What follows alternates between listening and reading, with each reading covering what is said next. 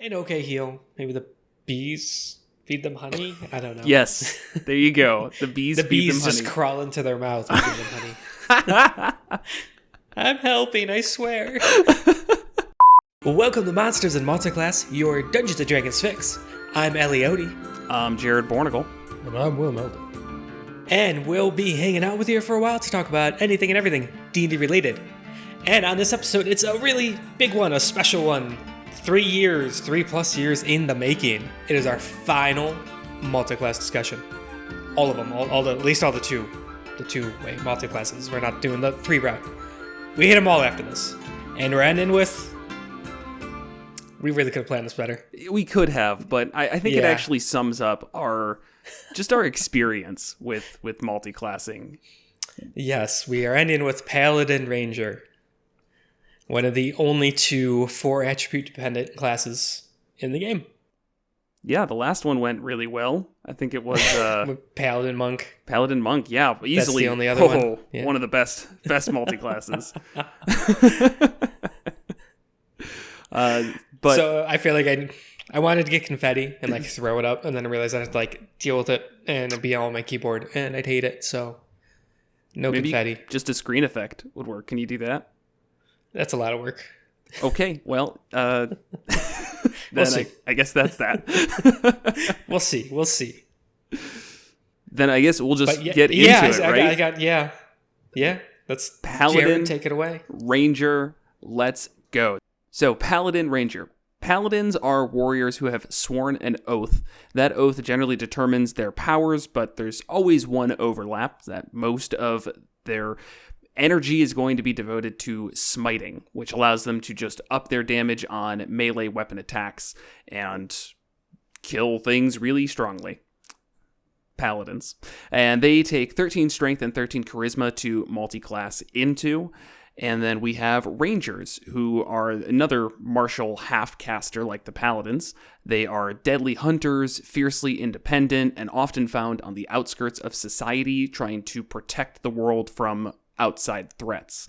They take 13 dex and 13 wisdom to multiclass into. So, as Ellie said earlier, we've got 4 stats we're relying on: strength, dexterity, wisdom, and charisma. First thoughts, Ellie? So, all right, if we could get past the stats, we're gonna put a pin in that. If you could get past the stats and just look at the different class features and play styles, it's actually really cool. I think these could work beautifully together and can have a really fun combination and make each other better, especially the Ranger, who could be kind of middling at definitely later levels, but get boosted by some levels in Paladin. But the 4 stat requirements kill it. It makes it so hard to justify. Yeah, I think that's going to be a common theme that we find. Will, any different thoughts there? No, that's basically what I was thinking. I was thinking about the nature of both these classes a lot, and I realized just how similar they were in kind of a meta-thematic way, with the martial half-caster of some kind of devotion, and how they take that in 2 separate directions, but you could kind of bring it back and combine them well. But like we said, unless you roll some really lucky 18s at your table, this is just really hard to justify. Yeah, but what you're saying, I think I agree with, where the Ranger in a lot of ways has a thematic overlap with the Paladin. They're generally devoted to something in some way. And that's why when we look at a class like Oath of the Ancients, it's often viewed as the nature-y Paladin. Well, I could argue that Rangers are just a nature-y Paladin if you want them to be, without any of the stats to back it up. To say that they've sworn an oath in some fashion, maybe that oath isn't giving them power, but they've sworn an oath and they've dedicated their lives to protecting beauty or nature or, I don't know, civilization, whatever it might be. It doesn't always have to come out as an actual oath of some sort. For sure. All right, so let's get the stat thing out of the way. So as Will mentioned, if you roll stats and you're lucky, this could be great. I think that's probably the most viable way to do it. Roll stats and hope you get lucky. And then, like, if you happen to get high in a bunch of things, then yeah, maybe you can make this happen. It is possible to get the requirements from level 1 as a point buy. You could, if you go half elf, the player handbook default half elf, you get 2 in charisma and then 1 in 2 stats of your choice. So just take like strength and wisdom or whatever. And then ultimately you can get 2 16s, 2 13s, a 10 and an 8. Okay. So your 13s are probably going on like, well, I'd say probably dexterity most times. Yeah, I think you would want to focus on strength and charisma. Yeah. That's kind of how it would be a strength ranger. And so you get 16 strength, 16 charisma, an uncomfortable 13 in the other 2, which is a wasted in-between number, but it gets you into the requirement. 10 in constitution, so you don't have a negative. And then 8 intelligence, which doesn't matter. That's very common. Sure. Yeah, So it's like you could get there, but then on level ups, what do you do? Do you bump the 2 13s up to a 14? Is that worthwhile? Do you just say screw the rest and just get strength up to 18 and then 20? Is that viable? It entirely depends on how you're trying to play the character, in my opinion. If you want to actually cast spells, I mean, if you really want to cast spells, you probably shouldn't be doing this just like outright, but You probably shouldn't be doing it. Let's just get that out of the way. you're right. Maybe we shouldn't keep putting that little note on it. That's the overall opinion. You probably shouldn't be doing this, but if you really want to, here are the rolled options. really good stats. Yes, or rolled really good stats. And want to waste it on this. I don't think it's going to be wasted then. If you have the stats to back it up. So coming at this from a 3-level dip perspective, which I think is probably the only way that makes sense, you can get a couple of benefits, but paladins are usually locked to getting your channel divinity at 3rd level, and those are pretty hit or miss. So you are really from paladin going to consistently get divine smite, a fighting style, and a couple of spells, and maybe a channel divinity, but that channel divinity is going to be tied to your charisma, so whether or not that's viable depends on your charisma, as well as the campaign you're playing for a lot of them. The channel divinities are never... I think like Oath of Devotion I like a lot because it makes your weapon like an additional +1 or something. But in general, there's a couple that are situational at best. Right. Or just go Oath of Vengeance and be the golden child. Give yourself advantage for a minute. Yeah. One of the major benefits of Oath of Vengeance is you get Hunter's Mark. And that's made a lot less enticing when you already get Hunter's Mark from the Ranger. That's true. It does free up a known spell pick, I guess. At what cost? All right. I think we need to make an agreement. All of these discussions are going to be like, all right, you rolled 18s and everything. Do whatever you want. Okay, all right. This is the you rolled 8. No, you... Oh. I hate that. Let's keep bringing this up. We need to have 2 different discussions. Like, part 1 is if you have the stats for it, and then realistically, since you won't have the stats for it, why you shouldn't do this. Sure. Those aren't like sectioned out. It's just going to keep coming up. Yeah, it's going to... Yeah, we're really bad at not bringing things up that we promise not to talk about. That's true.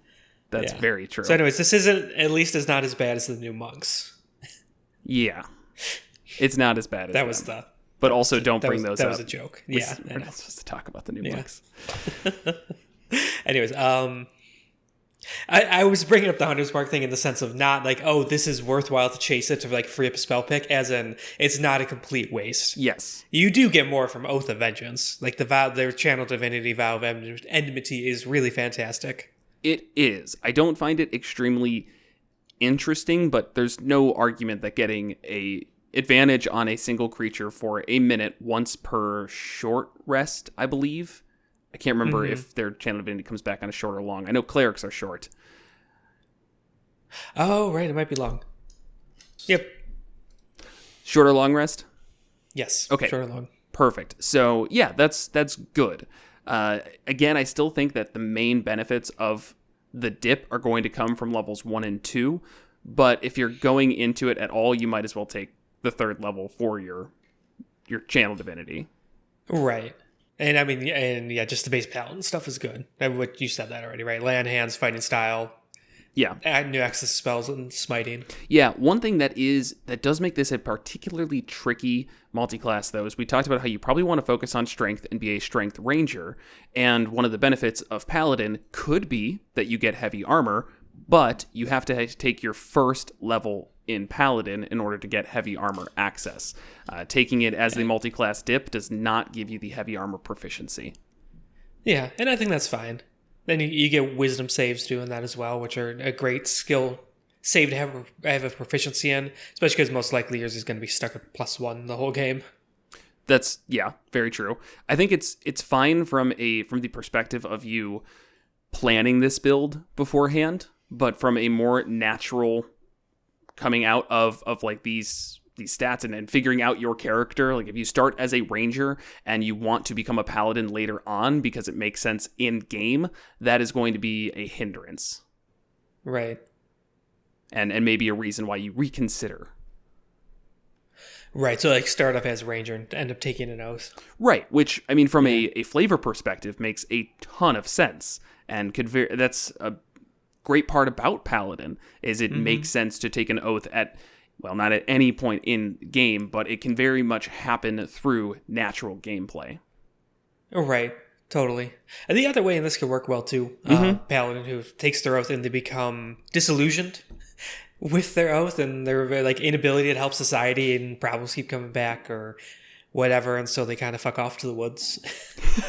And then they said, all right, I can't protect society, I'll protect the woods, and they take ranger levels.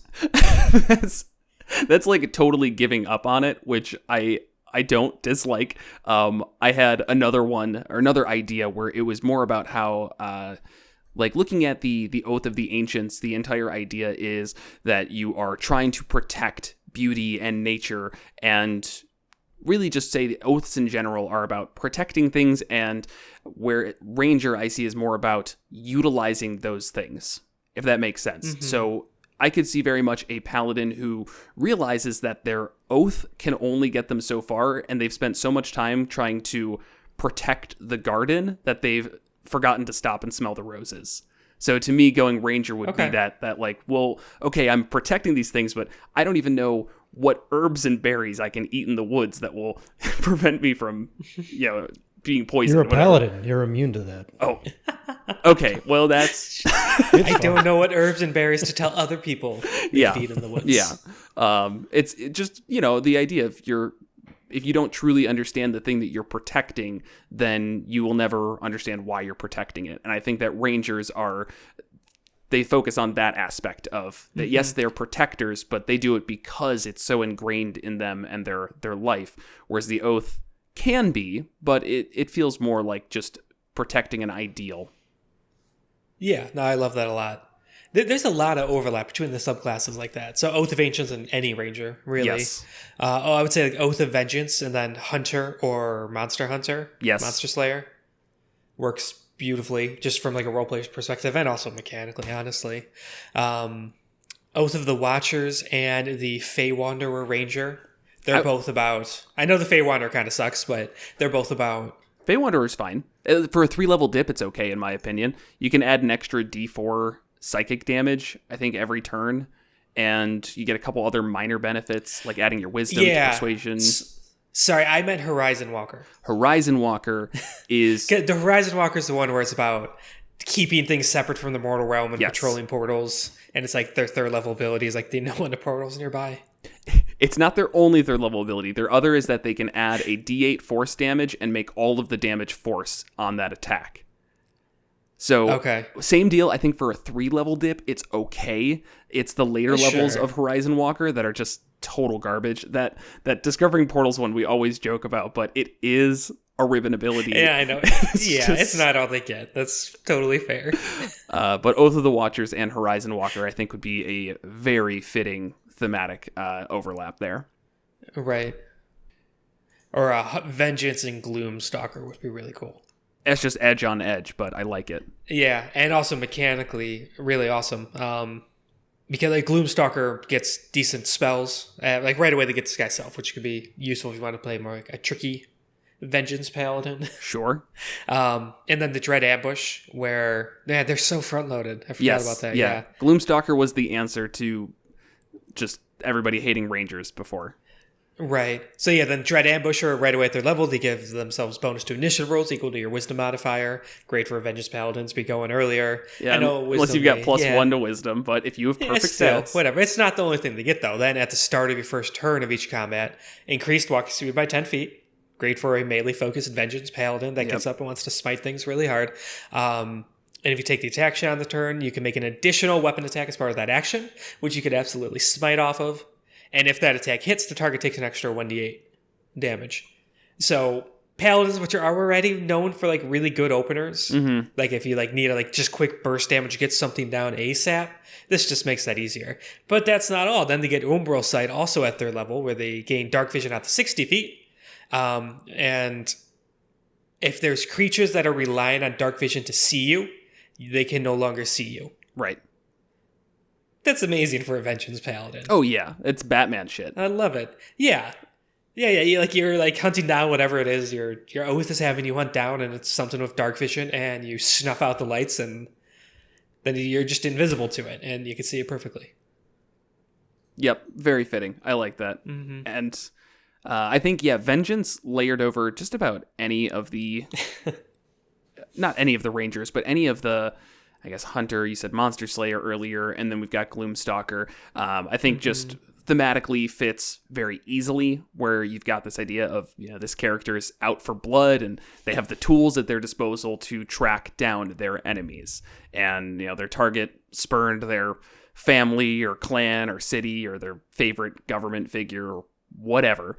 And now they've, put their tools together and they're on the road for a vengeance mission. So, yeah. I'm liking that, and I think a 3-level dip.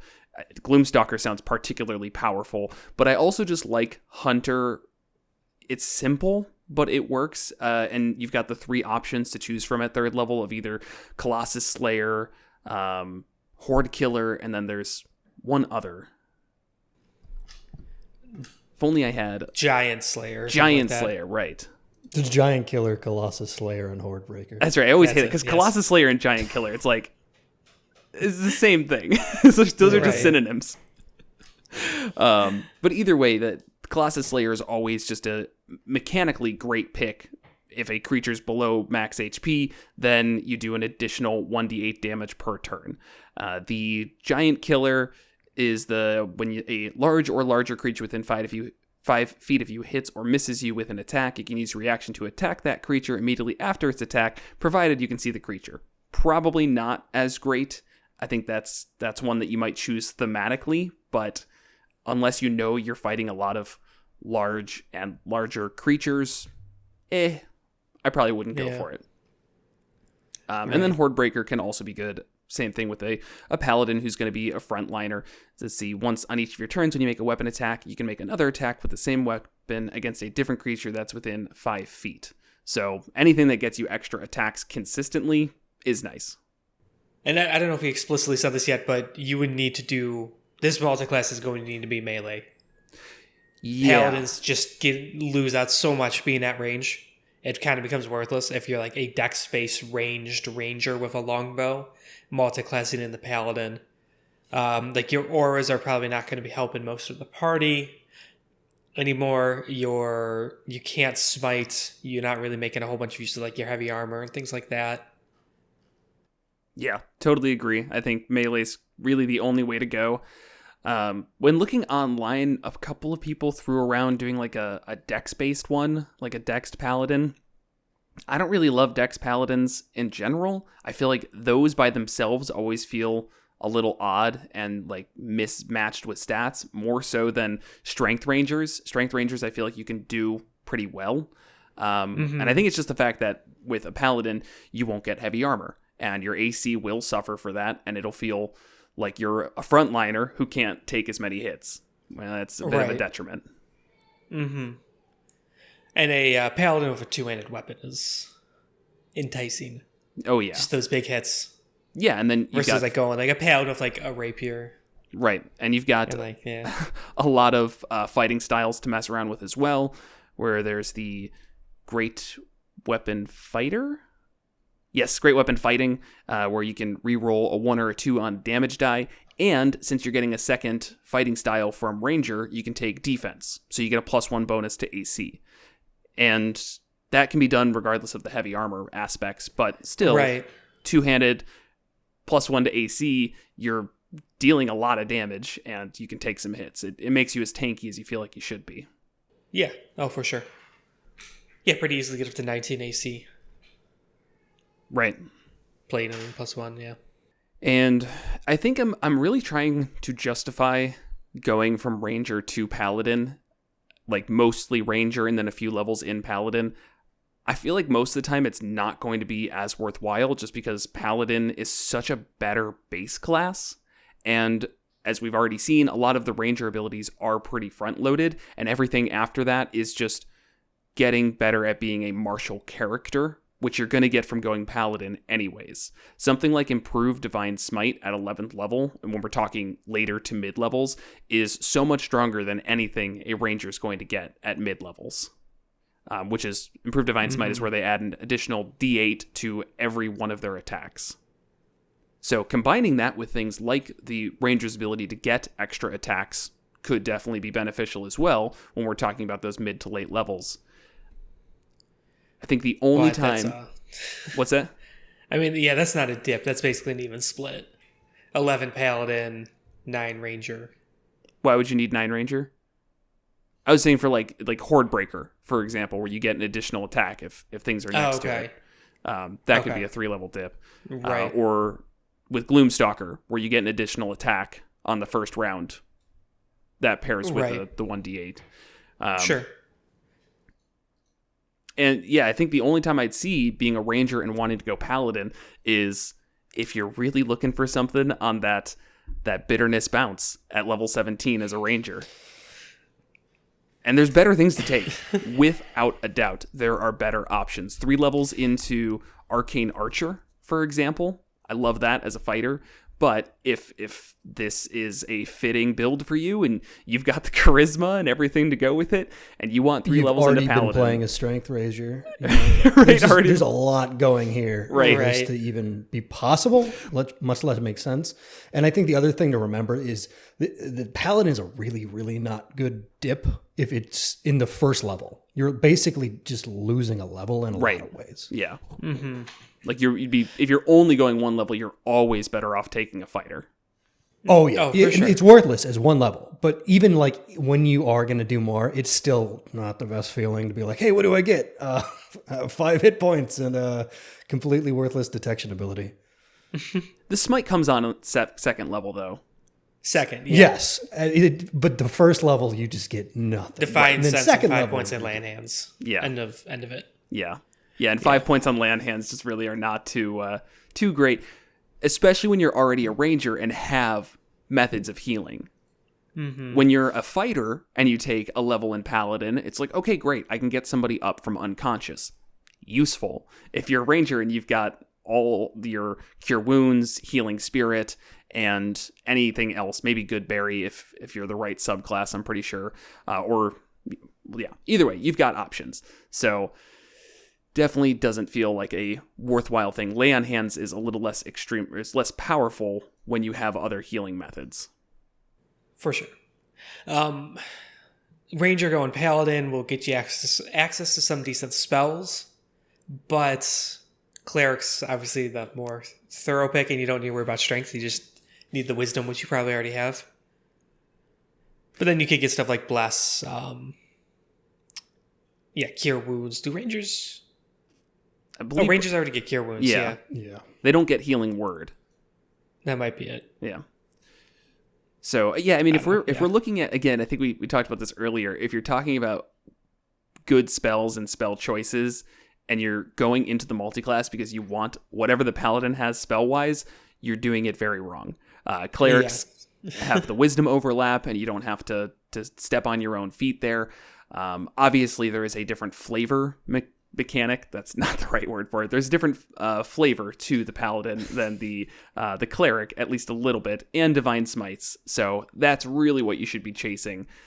The fact that you have a couple of spells is like, oh, I guess those are here too. Right. The other way, though, Paladins definitely do get some decent stuff from the Ranger list, like right away. Absorb elements, Ooh. which they usually don't have access to. Fog Cloud, I like Fog Cloud. It's not like an amazing spell, but I think it's a really good solid spell. Goodberry, Rangers do just get Goodberry. They do? Okay, good. It. Yeah. Yeah, Hunter's Mark if they're not a Vengeance Paladin. Zephyr Strike, which is literally only a Ranger spell. A Paladin of Zephyr Strike is pretty cool. That's the one scary. where you could move without provoking opportunity attacks, and then you on one turn during the minute it's there, you could double your speed, get advantage on an attack, and apply a D8 to it. Yeah, that definitely sounds good. Yeah. If you get up to really high Ranger levels, you can get that Steel Wind Strike. Oh, yeah. That's the problem. That, like, all the like good 17th, spells you want to I'm pretty chase sure. are 17th level spells. Right. Yeah. You're probably better off Healing going into Spirit. Bard. Yeah, you already get to 10 and do Magical Secrets. Yeah. Or do a lower Bard and additional at 6. Healing Spirit, though. That's a Druid Great. Ranger only. 2nd level spell. That's awesome. Fun spell. And do they get 2nd level spells at 5th level, though, don't they? Yeah. So that is a little bit tough to justify. I find it really hard to justify going 5 levels in both of these. I haven't found a time where it's like, oh, that's worth chasing. I don't know. I could see it. The problem is the overlap in extra attack, because they both get extra attack at 5th. You basically get a dead level. Yeah, but then you do unlock both 2nd level spells. So then, like, good utility spells like Pacify to Trace.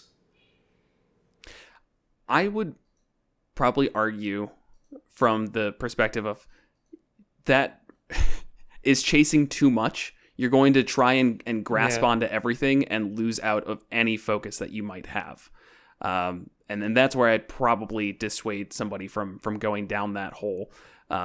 It's probably okay that you don't have 2nd level spells because there are other members in your party who can handle that. And this probably needs to be one of your weaknesses. But you're right. That's what you'd get out of it is some spells, some utility spells, which could be useful. But I guess we normally don't discuss it like this, but it just seems like to me, I would be looking at it as, does anyone else in the party have the ability to cast this spell? Am I the only person who can do this? And is it best that I try and go after it? Or is it best that I try and focus on what I can do, which for a Ranger Paladin is going to be damage? Right. Yeah, that's totally fair. I do have one joke concept, which sounds pretty fun. Okay. Oath of the Crown and Swarmkeeper. So the crown in this case would be a giant queen bee that they are devoted to and they have sworn their allegiance to, and they have been assigned as one of her worker bees, and it is their job to go around creating bee colonies where they drop off their swarms and set up new residents across the continent. I love it. Yeah. That was incredibly stupid. I told you, it's a joke one, but mechanics, who cares?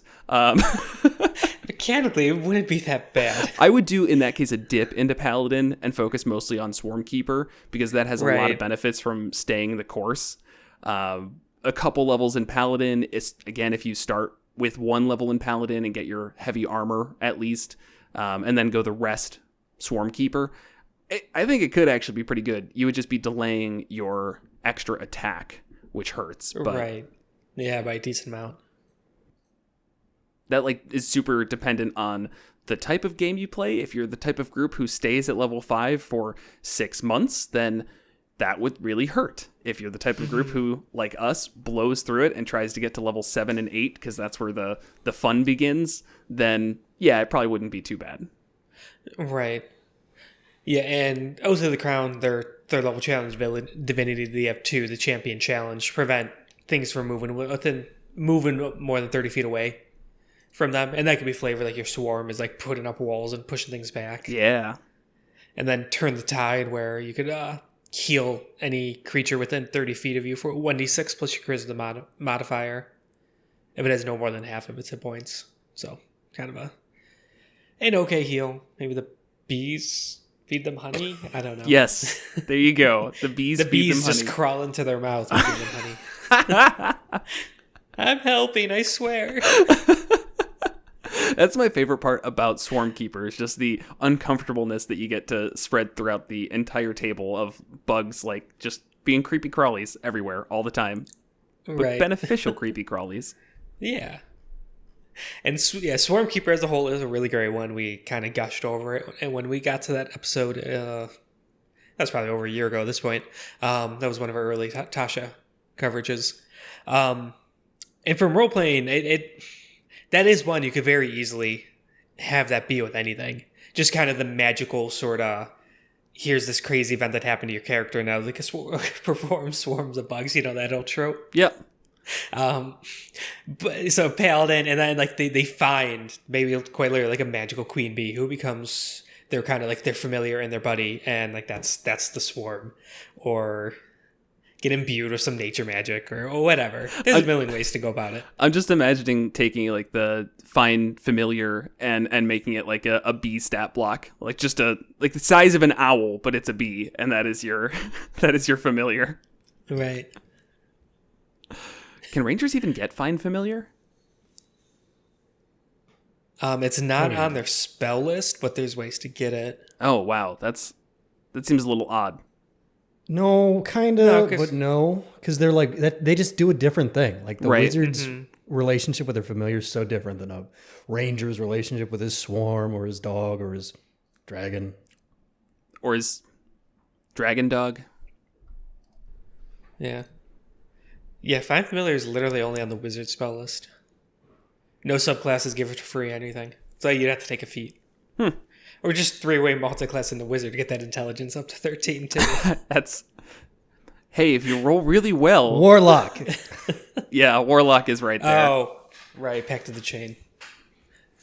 Much better thing to dip into. That fixes this. Yeah, level dip into warlock. I could see an argument that dipping into Hexblade Warlock could make this easier, because then you don't need strength really at all. One level, keep strength to 13. Yeah, and then you can really just focus on, in that case, it'd be charisma and wisdom if you wanted to. But yeah, or dex, just for, because it's good to have dex high. Right. Then you don't need to worry about the heavy armor. I mean, is it better? Yeah. No, but like I could see somebody thinking that this is better than just Paladin Ranger. All right, an Oath of Vengeance Paladin. Okay. Who, in pursuit of power, because they're having trouble like capturing and like fulfilling their oath of vengeance, seeks out additional power elsewhere and finds a bee patron, a mighty, not metaphysical. That's not the right word. Mighty otherworldly. No, it doesn't even start with them. I don't know where my head's at in terms of that word, but like a deity, the deity of bees. Yeah, there we go, a deity. Who is the queen bee of all bees, and all queen bees are subservient to her. Oh, and there's like adding a layer to it. Swear your fealty to this queen bee of queen bees, and you get a warlock level. She gives you a mighty stinger to use as your sword, and that's your hexblade. Of course. And then also gives you a companion to keep an eye on you and help you in your travels, of a more kind of regular queen bee, like a second tier queen bee who can control other bees around for your swarm. Right. I love we got there. Seeing the horror in Will's eyes for this. Like it's I mean, if you go to a table with that, they are within their rights to just ask you to leave. Come back with something normal. It would be fun though. I mean, I cannot argue that at all. It's goofy, and that is very fitting for a lot of tables. And I think some people would greatly appreciate just the silliness of even the stat requirements. Or it's just like, okay, this is not broken, this is not overpowered, but you've made yourself a very goofy backstory for me to mess with. And I don't know. We'll see if it comes up. All right. And mechanically, I really don't think it would be that bad. You'd have to figure out there's a really tricky balance for levels, and I would really just do one in Hexblade to be able to attack with charisma. Can you get Find Familiar from only one level in Warlock, or do you have to get Pact of the Chain? Sadly. No, so that would just be the Swarmkeeper. Sure. Yeah. Then that's how that manifests. If later down the That's road the, you want some warlocky stuff, then fine. Oh, just take a feat. You have the No, stats for I it. don't know. You get there's just so much good with the warlock ip that like it's so tempting. Right. It's just there. Act Boone. It's calling to me.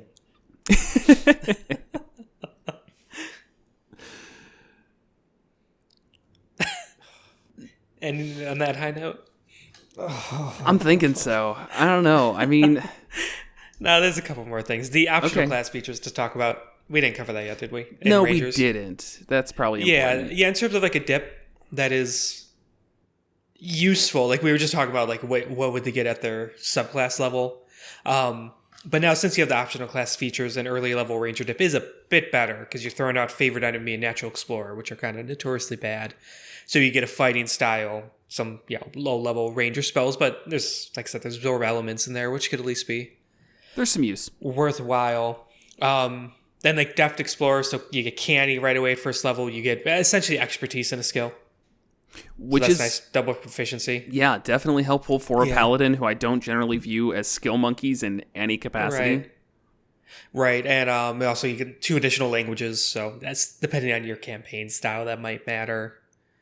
Then Favored Foe, that's the one where when you hit a creature in an attack roll, you can mark it as your enemy for a minute. You do have to concentrate on this though, which sucks.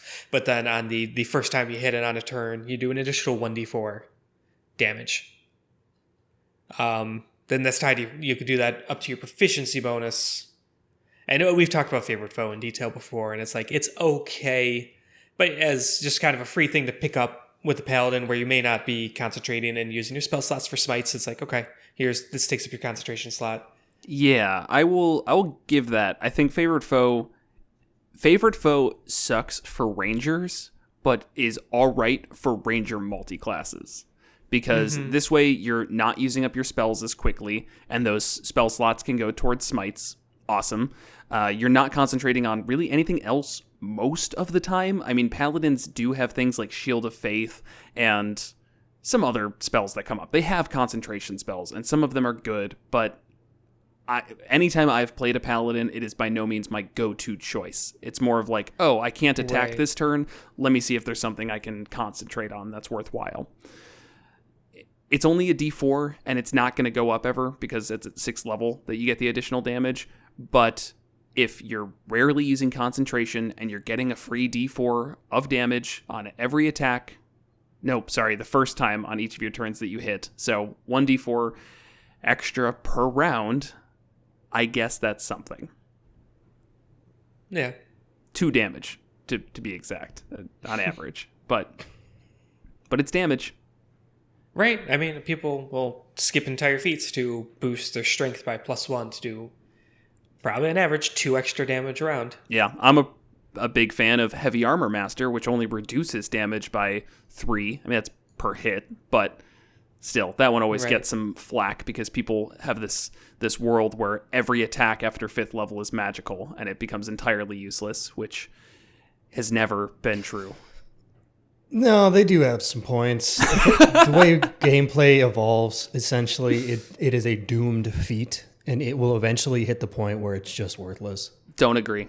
I don't. I mean, Totally look, every wrong. time we talk about high-level monsters, yes, some have all their attacks are are magical, but the amount of times that happens and is actually specified is not as frequent as I think people make it out.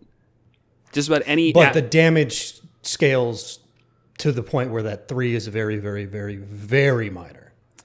Even when it's still working. I wouldn't say it becomes worthless, but like at level 3, you're getting pinpricked by 6 goblins with their hand crossbows. Right. Subtracting 3 to every one of those hits is crazy good. You're basically having your damage, if not better. Level 18 and you're fighting a dragon and it swipes you with its claw for 30 damage. It's a 10% reduction. 3. I mean, Right, but then it gets 3 more attacks. And if it can cumulatively keep you from taking a single extra attack, when realistically you're taking 6 to 7 before you go down, if you can make that 7 or 8, then it still, in my eyes, is worthwhile because that's potentially giving you an extra round. And the fact that it is still only a half feat it's not a full one. You get +1 to your strength and these benefits. To me, it's like, I think it's overblown how worthless it becomes. Okay, yeah, like I said, I wasn't saying it's worthless. Just like it definitely falls off. Right, that is crazy fair. Good early on, and then it kind of. Nope, that is like, fair. I mean, if you get to the point where you're level 20 and you're going down in the 9 circles of hell to kill Asmodeus, it's like, okay. At that point, it's probably pretty worthless, but sure, that doesn't happen much. So is Find Familiar at that point. Not that that's an entire feat. I love how sassy you get about that one feat. I do. Oh, well, I don't look at know. all the math I'm doing. You're not wrong. Like, I will give you that you're not wrong, but it just doesn't scale. Okay, but let me throw some more math at you. Well, the only reason I play D&D is for the math. It's just that. That is the least true thing we've said this entire podcast. I just like adding up numbers and subtracting them sometimes. And reminding people around me that I'm quicker at flashcards than they are. I was going to say, you need to do it in groups. You can't just sit there and roll dice by yourself. No, it's not fun. No. Yeah, it needs to be in group setting. I know this is not at all what we kind of got off on a tangent here, but I think a really good balancing fix for Heavy Armor Master is it subtracts your proficiency bonus in damage. Oh, that would be good. And of course, keeping it to passive, non-magical slashing, piercing, slashing, bludgeoning, piercing, and slashing damage. Yeah, I mean, if we wanted then to... Then it starts at 9 as 2, but then goes up to +6 eventually. Right, which I think definitely that scales better. Definitely scales a lot better. I could see somebody argue, and I'm not going to die on this hill, of like at level 11th, it's now considered magical bludgeoning, slashing, and piercing. Like that can also be reduced. Maybe you could see that just to keep it from being relevant. And maybe that's an either or thing. Like either it goes off proficiency bonus or it allows you to do magical damage. Could be interesting. Sure. But back to the task at hand, Paladin Ranger. Can you see any way of making Beastmaster or Drake Warden make sense? Because those are the two kind of like iconic Ranger things. Like you have your Beast Companion, and they've now accomplished it with two different type classes, and we've kind of skipped them. I would say no. You would need to focus on Ranger because in general, trying to multi-class into these companion subclasses is always difficult because their health and mostly their health scales off of your level. The other stuff's proficiency bonus, so that's not as much of a concern. But realistically, if you are 10th level Paladin and 3 levels into Beastmaster, your Beast is just dying every single fight. It's a slightly stronger familiar and a total waste of time. Yep. I'm 100% with you. Looking at it from the other side of 10 Ranger and you've got 3 levels in Paladin, I don't think that there's any synergy, but I don't think that it's directly detrimental. It's just slowing down your class. I say, which could be detrimental, as you're saying. And I've definitely said this a bunch on the show, of like Wild Shape and the other companion ones. It's like, it feels like they always barely keep up. Mm-hmm. Like they're just there, just barely keeping up, just enough. And then even losing at 2-3 levels is pretty big deal. Yeah, and it's not to any benefit either. You get smites, which don't affect your companion at all. You can just smite next to them. That's where Will's big book of multiclassing comes in, where we custom make every like 60 some whatever possibilities, and then you could smite through your Drake or your Beast. Sure, that'd be cool. And look for that. You still working on that, Will? 2022, right? Yeah, totally. Same time when the website colors get updated, that's when that book will be released. Yeah, simultaneous release on that one. Though the idea of a Drake Warden / Paladin, that sounds really cool at high levels. Like 15 Drake Warden, 4 Paladin. I don't know. I guess that doesn't really matter. Go 3 levels in Paladin. But riding around on your Drake, smiting things as you like swoop in and make cuts on them with maybe a pole arm, that sounds really cool. I like the flavor of that.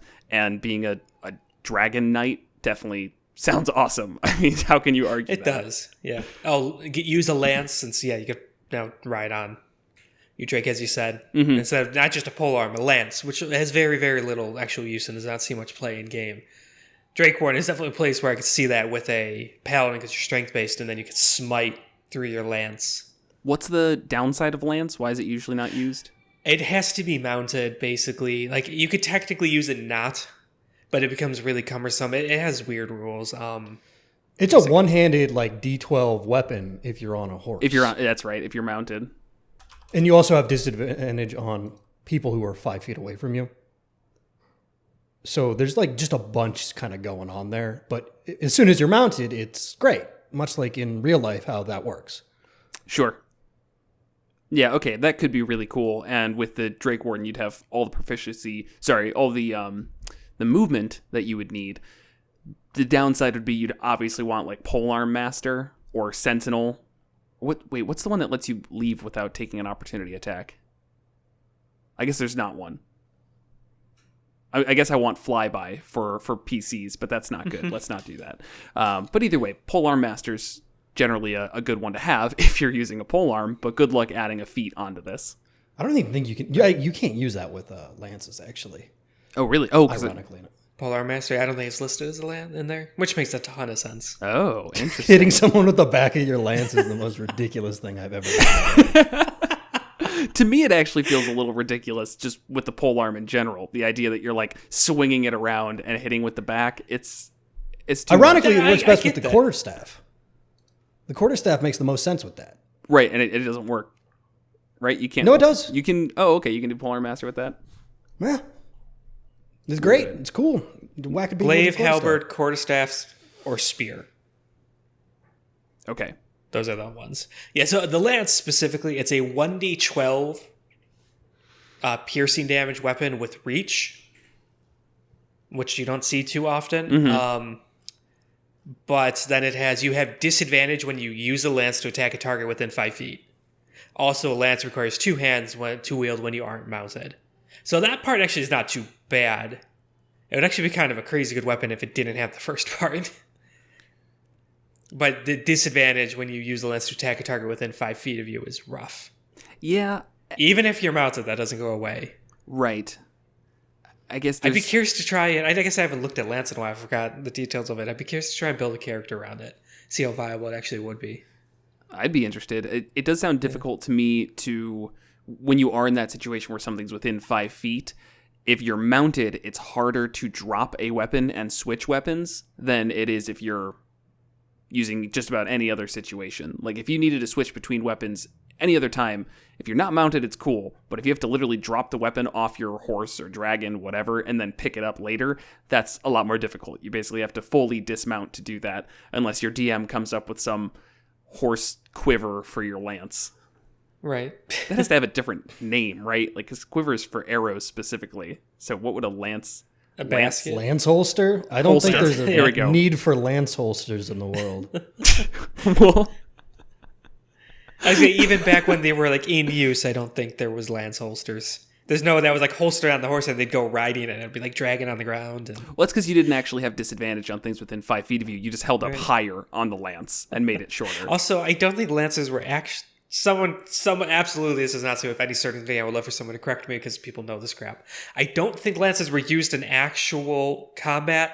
I think they were ceremonial for jousting. I actually was reading this extensively multiple days ago. So the Lancers, you had like these friggin' 12-foot long pointy things. Okay. And you had your big heavy horse guys ram into the front lines of infantry with these things or other cavalry. And then these lances would snap and shatter and explode. They were one-time use things. You didn't fight with them. I could picture that. The shock and awe of a cavalry charge. And they're charging in with the lances and just plowing through. Yeah, and the jousting opposing lances army. obviously didn't have like these blades on them. Because like real combat lances, it was like a short sword on a 12-foot stick. Neat. I wonder Which would be cool to lance with, but kind of a short career in that. From now taking that into the D&D world, I wonder if that would be a a reasonable way to handle your lance combat is you basically use it like a one-time The problem use. is no, because we're talking about like these entire like brigades of men like smashing into other brigades of men. As it's like I'm one dude running into something with 1d12 damage. It's kind of loses its luster. Yeah. I guess it's not too over the top in damage to make it worthwhile. Unless you could smite through it. Unless. Even then, it's still not worthwhile, but it's because there's other ways to get a d12 Yeah.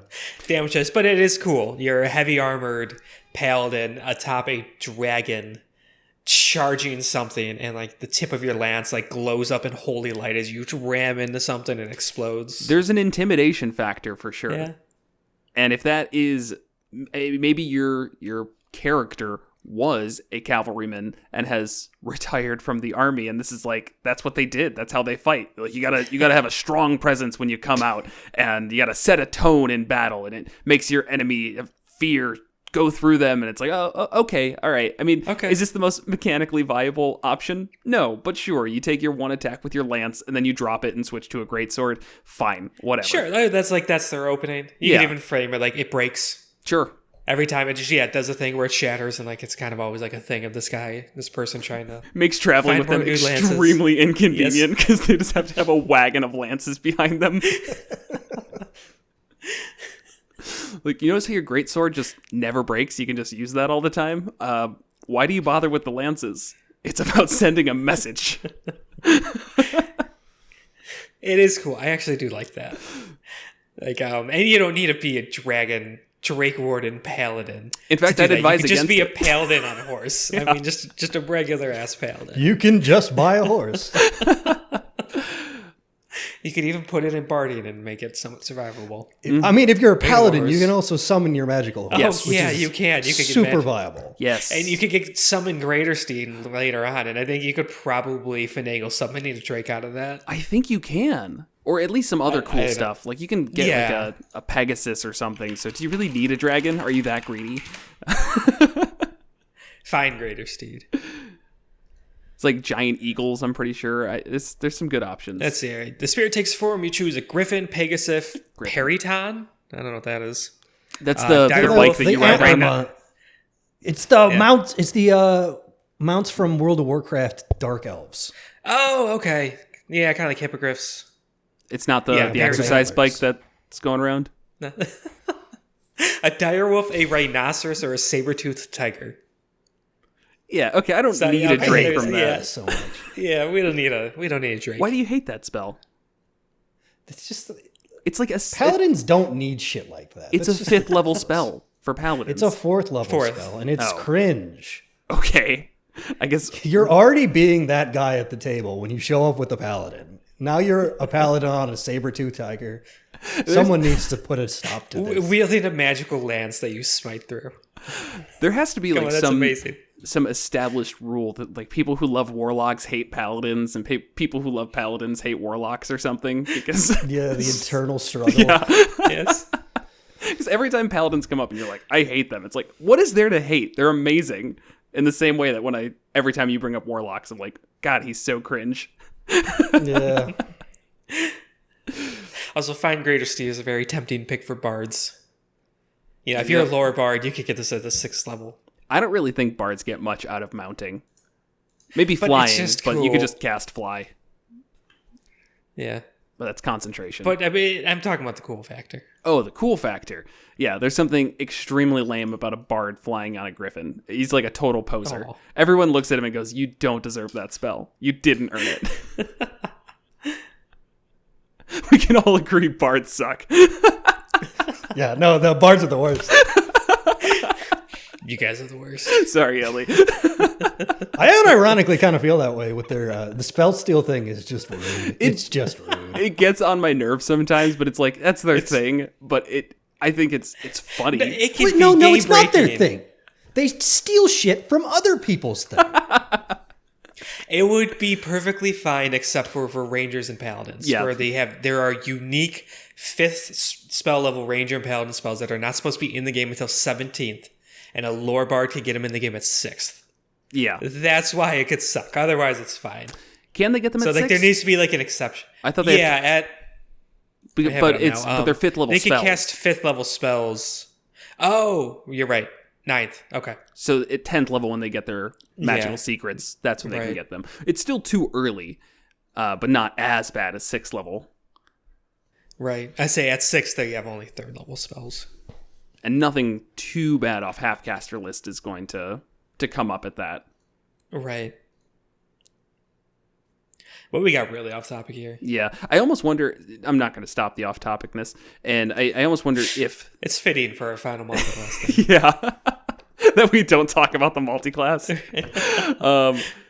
I would like to see a world where Magical Secrets is locked to certain spellcasting lists. Cleric, Druid, Wizard, Sorcerer. I guess Sorcerer doesn't even need to be in there because it's all the same stuff. But just removing the half-casters from their options would probably make me a lot less angry about the bards in general. Yeah. Whether or not It's that's almost necessary. like the entire system is totally not... It makes no sense. Spell levels are just dumb. Now that's a much hotter take. Where are you coming at with that? You're saying spell levels What's as the a whole? point? What is a spell level? It's just this kind of like arbitrary classification. And there's no reason there needs to be all this overlap. What makes...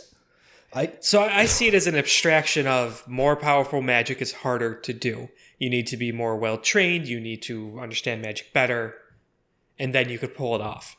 And so the idea is the higher spell level you get, the more powerful the effect is. And so you need to be a more seasoned adventurer, more experienced in your class or profession to do so. Yeah. First and off, it's gamified with just just putting numbers on it. Calling What'd it you say? levels has confused so many people, it's not even funny. I see. Oh, Okay, that's fair. spell level First versus... Sure. Second, why would Steel Wind Strike be like a 5th level spell? It's so you can lock it away for the half-casters. Right. That's not like... The power levels just don't really make sense there. It's trying to take a system and make it universal when, like, we kind of agree it doesn't really work well that way. So basically what you're saying is if Steel Wind Strike was accessible to any other class, it would probably be a 6th, maybe 7th level spell. But because it's supposed to be for half-casters, they made it a bit more powerful because that's where they max out anyways. And that makes the spell leveling system a little bit broken when you start to include the ability to steal from other lists. Correct. There we go. Although I You guess just got to they gave speak that will. Wizards. What you say? Do they have Steel Wind Strike for Wizards? Wizards can do Steel Wind Strike now. I don't even know what to say about that. What? They can't? It says it on the D&D Beyond. This is news to me. I wonder if that's their new... it must be a new optional. Probably not too much power coming from that one. Unless you do just... So in terms of additional It's not wizard there. spells, I they guess actually they always don't get had it. it. No. Really? Oh. Huh. Didn't know that. Well, whatever. Still screws things up when you start multi-classing with it because that's not very strong for a wizard at 5th level. At 9th level was when they See, get that. this is what I'm talking about. It's like, it's a 5th level spell. So I get it at 5, right? No. You get it at 9. Unless you're a half-caster. Then you get 17th.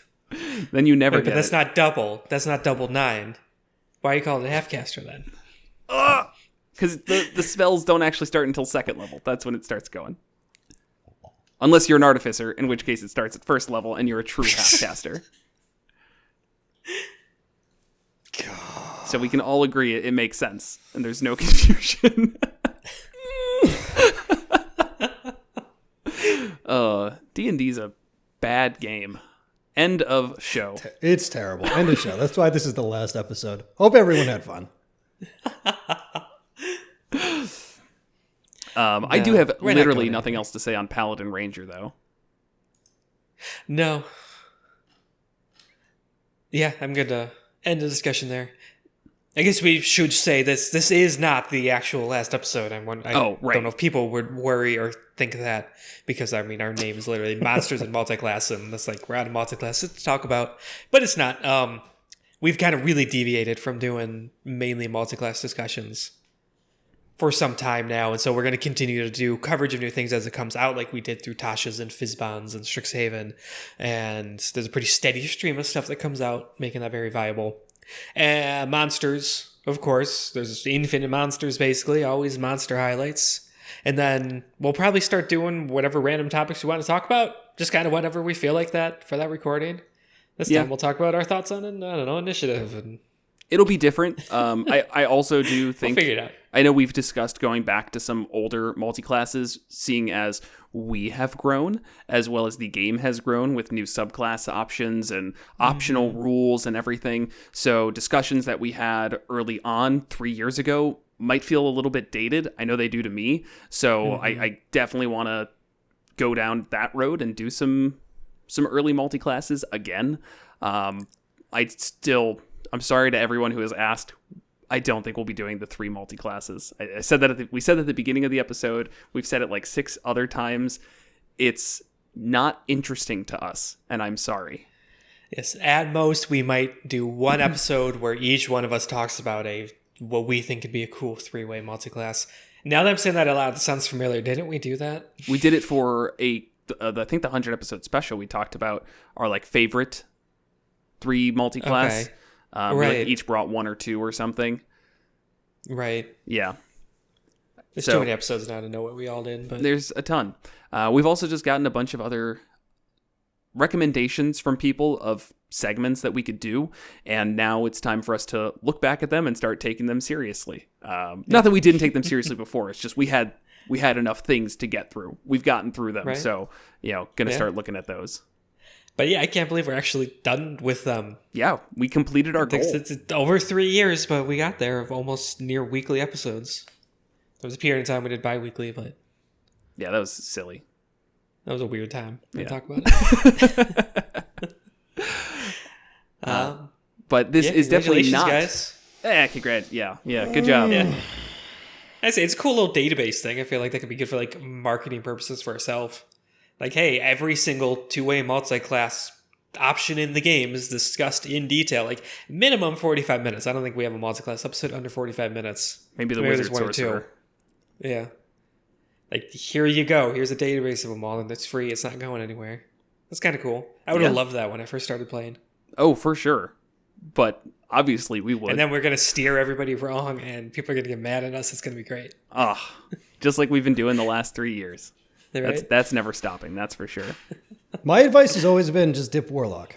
So that's it. Yeah, it took us 3 years and 70, 60 something episodes. I can never remember what it is to ultimately come to the conclusion. Just dip warlock. Stop complicating your life. Just dip warlock. That would be a funny video. It's like top 12 multi-classes, and it's all just every combination of warlock. With warlock, yeah.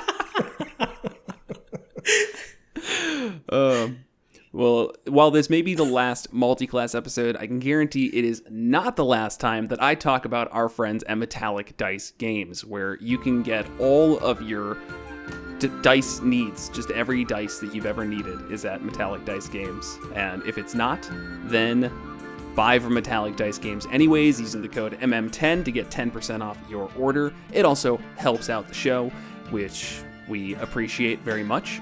And if you want to support the show in any other way, you can go to monstersmulticlass.com/support. Please excuse the colors, Will.